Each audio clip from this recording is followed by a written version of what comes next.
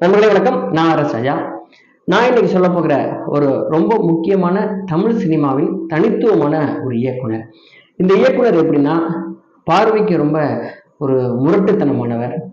ஆனா இவருடைய படைப்புகளுக்குள்ள அவ்வளோ ஒரு அன்பு, காதல், நேசம் இருக்கும். ஆனா அந்த அன்பு, காதல், இந்த நேசத்தை அவர் வெளிப்படுத்துறது ஒரு அதீதமான வன்முறை மூலமா வெளிப்படுத்துவார்.